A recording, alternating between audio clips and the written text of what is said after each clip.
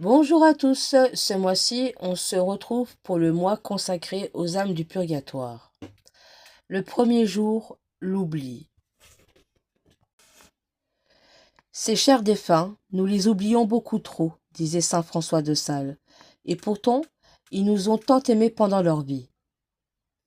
L'oubli est une déplorable infirmité qui pèse sur notre pauvre nature, ce qui exerce sur les esprits les plus forts et sur les cœurs les mieux trempés, à leur insu et comme malgré eux, son influence corrosive. Quelle est la mémoire, quelque sacrée qu'on la suppose, qui ait jusqu'à ce jour résisté à cette action dissolvante de l'oubli? Si vous regardez en arrière dans le vaste champ de la vie humaine, combien n'y trouverez-vous pas de parents et d'amis dont le souvenir fut scellé avec eux dans la tombe, le jour même de leur funérailles et dont la mémoire, suivant la parole de la Sainte Écriture, périt périt avec le son des cloches qui annonçaient leur départ pour une vie meilleure. Hélas, pour oublier, l'homme n'a pour ainsi dire qu'à se laisser aller aux tendances de la nature, tandis que, pour se souvenir, il a besoin d'en remonter le cours et de faire sur lui-même comme un effort continu dont il n'est pas longtemps capable.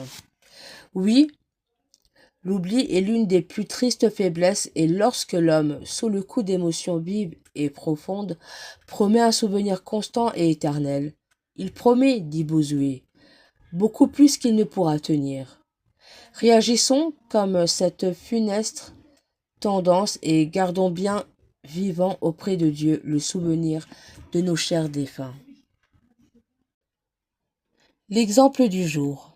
Une pauvre mère oublie depuis longtemps par un fils ingrat, malgré ses promesses, reçut de Dieu la permission de lui apparaître pour solliciter sa compassion. Mon fils, lui dit-elle, souvenez-vous de votre pauvre mère qui souffre tant. Considérez les affreux supplices pour lesquels Dieu, dans sa justice, me fait expier les fautes de ma vie mortelle.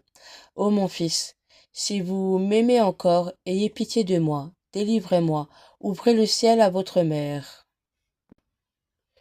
Je vous demande en grâce de vivre mieux que moi pour éviter les flammes terribles. Fidèle à ses avertissements, le fils pria beaucoup pour sa mère et vécut saintement.